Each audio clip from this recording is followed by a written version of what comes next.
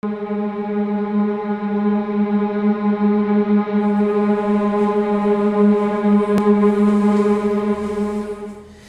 friends, as is my wont, I am here again this Saturday with yet another presentation that I thought will add to the repository of knowledge that you may already have.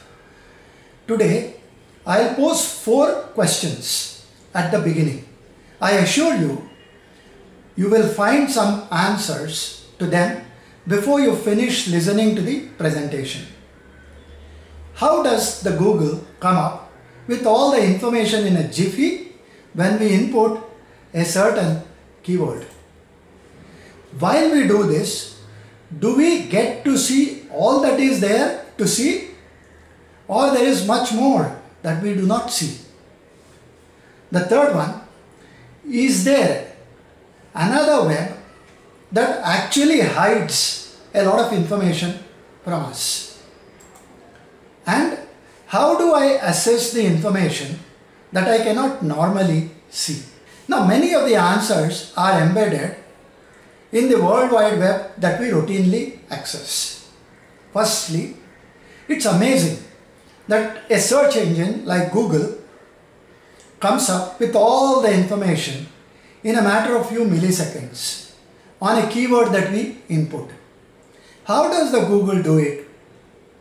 Bot, or short for robot, is an algorithm which crawls the web similar to a spider systematically through the World Wide Web and adds new content that it finds from various servers across the globe to the search engine index.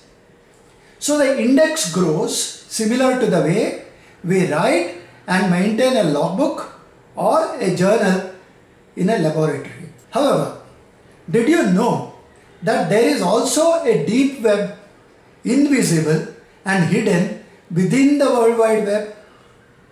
The content on this is never indexed by standard web search engines like Google, Bing or Yahoo, which means it's never seen, or at least not by the people who use these search engines. Obviously, there are many more search engines and the story is the same. Deep web provides near anonymity. What we see when we Google the internet is the surface web, the top of the entire space, which is as little as 1% of all the information that is available. Just 1%. Did you know that several websites exist in this cyberspace of this world which are not even registered with any search engine?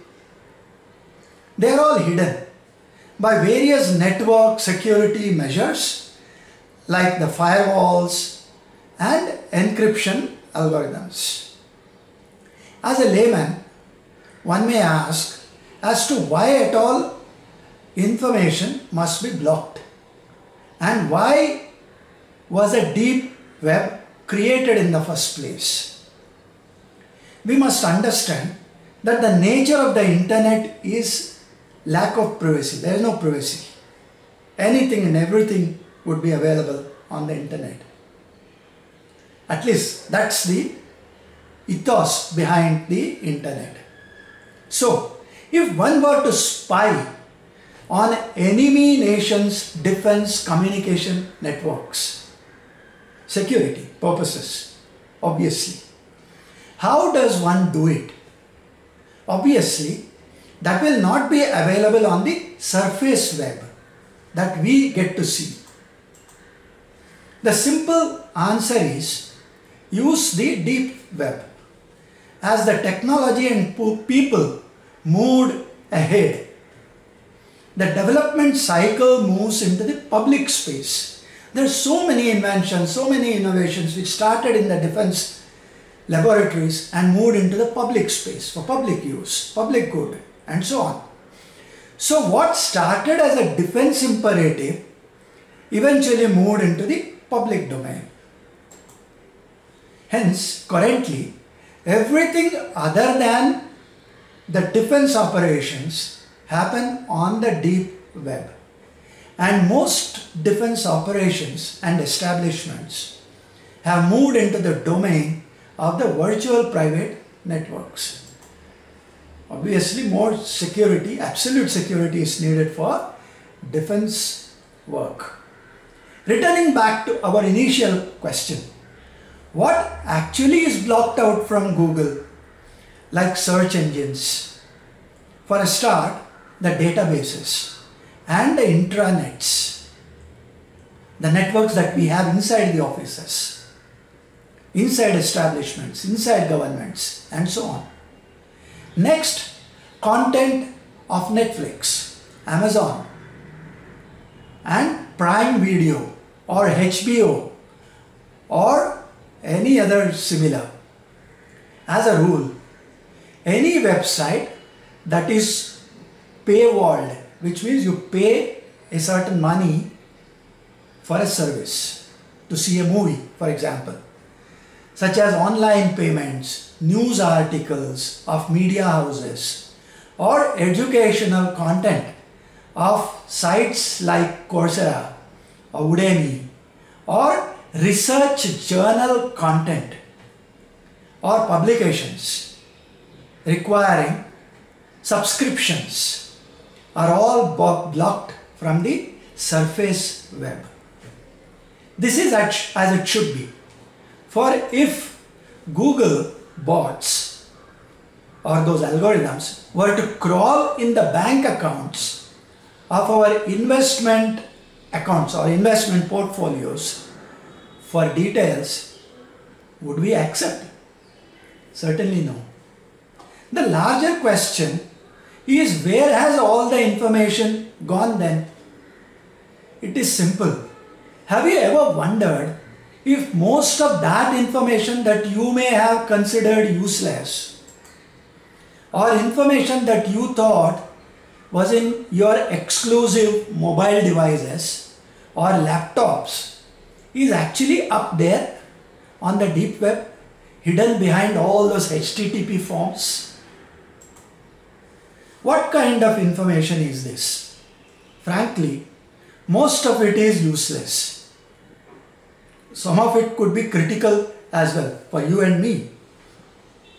Webmails such as Gmail, Yahoo Mail, Hotmail or similar, chat messages that we routinely have, private content on social media sites that we exchange with our friends, relatives and so on, electronic bank statements, electronic health records or EHRs as they call it, legal files, online banking details, restricted access social media pages and profiles, some web forums that require registration for viewing the content, and services that users must pay for, protected by paywalls or gateways, video on demand services on Netflix, Amazon like portals, and online discussion forums, magazines, and almost all the dailies and the newspapers are all up there on the deep web. You routinely subscribe to Hotstar or Disney or Netflix for watching your favorite content. You pay for that. Having said that, how would it look like to bypass the local restrictions and access TV or movie services that may not be available in certain local areas, or download pirated music or steal music that isn't yet released in theaters? A bit of caution here. Please don't do that. That is illegal and a punishable offense.